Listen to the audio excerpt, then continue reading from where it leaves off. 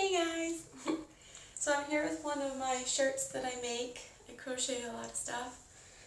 It's short in front and then it has like a long tail at the back. Anyways, I thought I'd be fancy today. Anyway, so my video today will be on transportation here in Japan. And I'm in the hallway this time because why not? Let's be crazy. Transportation in Japan, in general where I am, people do have cars still. I know it's different in Tokyo. In Tokyo they depend a lot on public transportation, as they should because it's amazing. But where I live in Gunma, like I said, it's about 2 hours away from Tokyo, and it's rural. As you saw from my other video, it's still very, very populated with people. There's not many yards and stuff even here. But people aren't sleeping on top of each other as much as they are in Tokyo, so it's considered rural. Anyways, where I am here, we won't be talking about cars much because we decided not to have a car. We're only here for a year, so it didn't make sense. There's a lot of money and paperwork and bureaucracy that goes with driving a car here in Japan, so we decided not to do it since we're only here for a year. Anyways, but on that note with cars, they don't have garages here, which I think is strange. They have, it's not even really a carport either, it's 4 poles with a roof on the top, and that protects your car. It's just a roof on the top. Anyways, so no speaking on cars, I don't know about driving cars here in Japan, since we don't. So the next mode of transportation I want to talk about are the trains. Oh my god, the trains! It's ridiculous. So basically, the train system, by the way, is ridiculous. It's horrible. It's confusing. And I consider myself someone who can navigate pretty easily. So I can change buses, I can change, like I know general directions of places, I can do things with the maps are fine. Navigation is fine. I would say I'm normal to even maybe above average slightly. But this train system is horrible because not only are all the signs and everything in Japanese, but they have confusing situations too. Like when you do finally figure out on the map where you want to go and what train to use, it'll say take the Oshawa train, let's say. Okay, so I'm going to go on the Oshawa line. Then you see 2 signs for the Oshawa line. Go here or here. What? I was just supposed to get on the Oshawa line. Then you find out numerous trains are at the Oshawa line. And the Oshawa line has 2 ports, right? To catch the next train. There's 2 ports. And you're sitting there like, okay. And there's not a screen, kind of like there is in America with flights and stuff, that says what gate this flight will be at and where to go for this. So what you have to do is you have to climb the stairs. Sometimes escalators aren't working, You have to climb the stairs to get to that landing strip for the Oshawa line. And you find out you're desperately looking around and there's no English. So it leaves at, and it's military time. So if it leaves at 2:15, to look for one that says 14:15, right? So you're desperately looking, it's not here. So then you have to run down the stairs, go to the next platform, run up those stairs, then desperately be checking, because it's on a scrolling situation. So you check whatever is scrolling. Oh, okay, 14:15. Okay, so we're at the right platform. And even then, one time, John and I were at the right platform, and John even screws it up, and he's not completely fluent in Japanese, but he can read some Japanese and he can speak some Japanese. He's getting better, he's taking classes and stuff. I'm not. I'm just coasting. But his work is helping him with it. They're not going to help their wives with it, just the people that work for them. So we were at the right place at the right time, everything was fine. Then all of a sudden this guy approaches us that works there and just speaking quickly in Japanese, and I think John caught parts of it, but both of us were confused. Then everyone in front of us turned around and started running frantically down the stairs. And we were like, what's happening? What's going on? And John said, quickly, follow them. So we run down the stairs, and I was like, what's going on? And I'm holding Serena in one arm so that we don't have to wait for her because, she takes time. She's 5 years old. She takes time going up and down the stairs. So I'm holding her and holding on to my purse and holding on to whatever. I'm like, what's going on? And he's like, they said it's on the other platform. The train went to the wrong platform. And it was there right now. So we had to rush really quickly to get there in time. We barely got to that train on time. They were like gonna leave and saw us approaching the train and let us come on. And the minute we came on, they just went off. We didn't have a chance to sit down or anything. So things like that happen, which is actually strange because the train system in Japan is so incredibly accurate to there's maybe a 30-second window of error, and that's it. And I'm sure you've heard stories about how they have publicly apologized because they left a minute early, that kind of stuff. So they're incredibly punctual. If they say they're going to be there at 11:52, they are there at 11:52. And they're not there anymore at 11:53. It's ridiculous. I'll delve into trains a little more here. So when you take a train, you have to go to the station, and you go to the kiosk thing, and you pay for a ticket and everything. You say how many people are coming with you, that kind of stuff, and you can pay cash there, or you go to the Shinjuku station, and they have a terminal where you can buy a Suica card. And a Suica card is a card that you basically load up with money, and then you just use it everywhere you go. So usually people don't take one train and that's it. They'll change trains to get to where they want to be. So every time you go through the terminal, you swipe your card, and it's keeping track of every time you go. And then when you're at your last stop and you swipe it, then it calculates how many stations you've been to and deducts it off the card accordingly. So, that's that part of it. So, where we live, again, in Oda City and Gunma, we have one train station.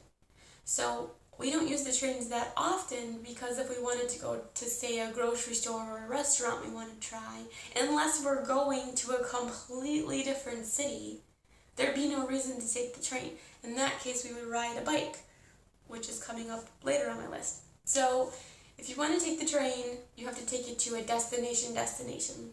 We usually go to Tokyo. We haven't been for maybe about a month now, but we were going twice a month there for a while. And, and we actually live 5 minutes away from the train station. The only train station in all of Oda City and maybe all of Gunma even. So in that way, we're very lucky because we don't have a car. So that we're very lucky in that respect.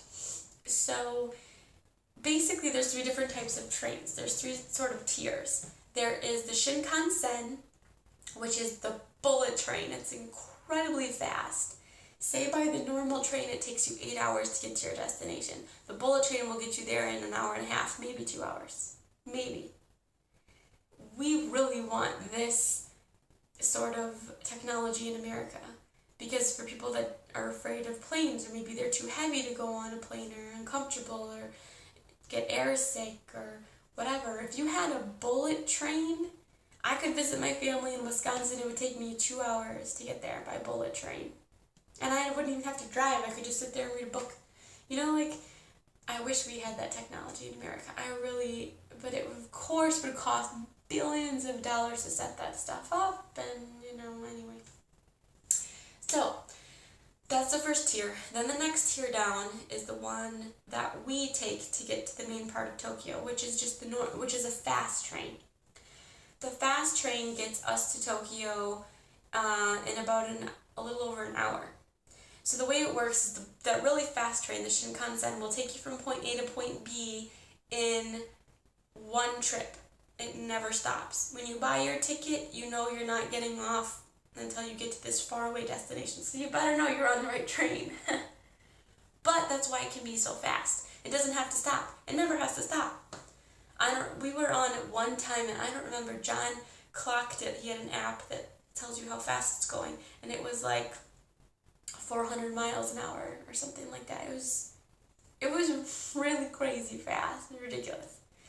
So there's that. Then the one we take, the fast train to Tokyo, is about 5 stops. So it'll get you there in about 5 stops. So it's fast, but every 10 minutes or so, they're stopping to let people off. So then the next tier down is the local trains. So that same stop from point A to point B will now be 20 stops. So it's much slower because it's having to stop all the time, and it can't build up enough speed between stops because it has to keep stopping. So that's the situation. So if we were to go to Tokyo, we would take the fast train, it would get us there in about an hour, and then we would take a short train, maybe 1 or 2 short trains to get to this city over here that we want to go to. Anyways, that's the train situation, and I don't like it. We don't take many trips to Tokyo because it's so expensive to take this train trip too. All these train tickets, and to go on the fast train that we go on and stuff, which you would get a nice, comfortable seat like an airplane. You're assigned your own seating and everything. It's a nice train, but it's expensive and it is chaos to catch the right train. It's horrible. So that's trains. Next one I want to talk about are buses. So again, we live by the station. On one side of the station, you can catch a taxi. We haven't done it yet. We might, if there's a restaurant pretty far away we want to try or something, we might try a taxi, but we haven't yet. Then on the other side of the train station are buses. So we have, as a family, taken the city bus maybe 3 or 4 times now. And that one, actually, you can take your Suica card, the same card for the train. You can scan it, and that can be what you use to pay for the bus. But the one I take is a privately owned bus system, which is an Aeon bus, and that takes me to the Aeon Mall.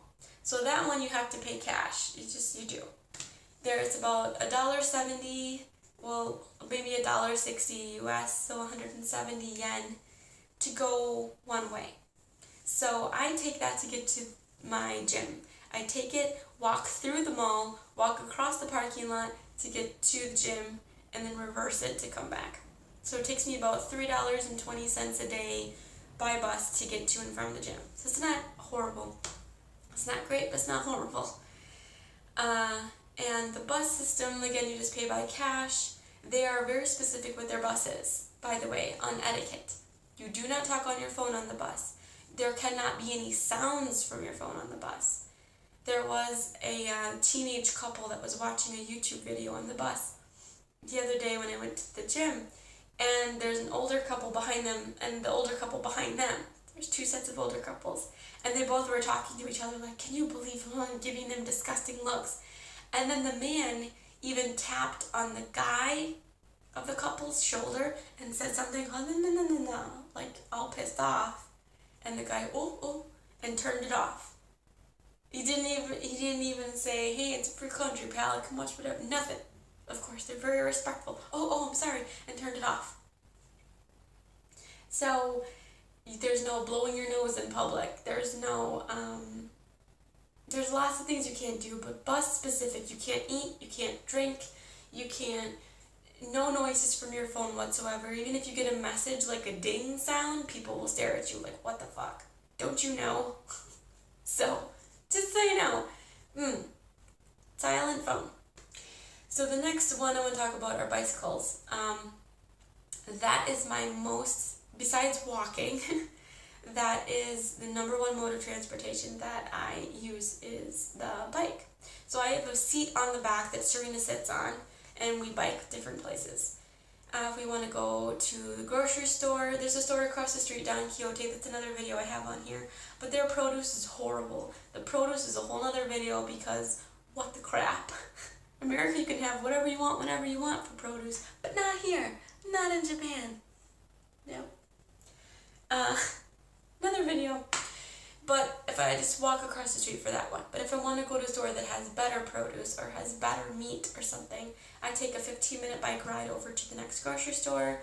Serena and I are on the bicycle quite a bit. I'd say every other day or so, I'm on the bike going somewhere. I was for a while riding the bike all the way to my gym, but it's about a 24-minute bike ride.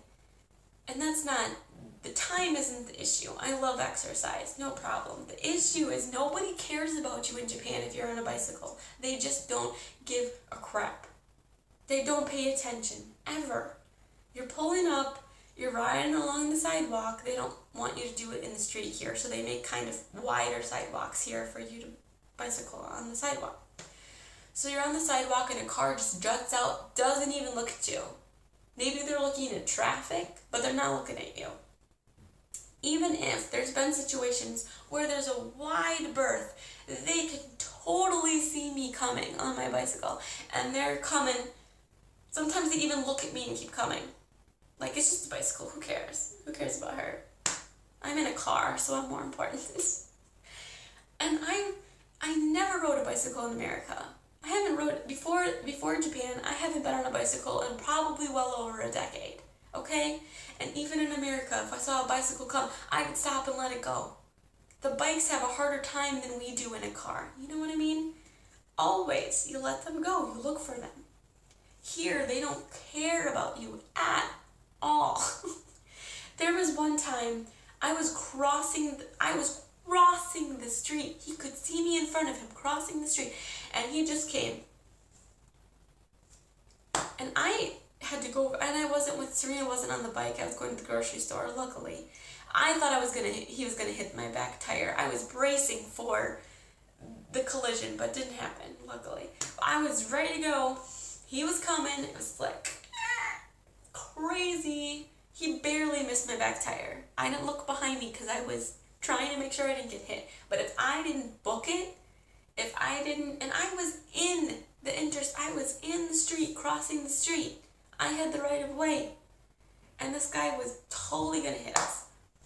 And a couple weeks ago, as pedestrians walking and crossing the street, that's the another thing. If you're walking and you're going into a crosswalk, in America, you try to wait till they clear the whole crosswalk. That's what you're supposed to do. You wait until they've cleared the crosswalk, they're on the sidewalk, they're safe now, we can go. But not in Japan, no.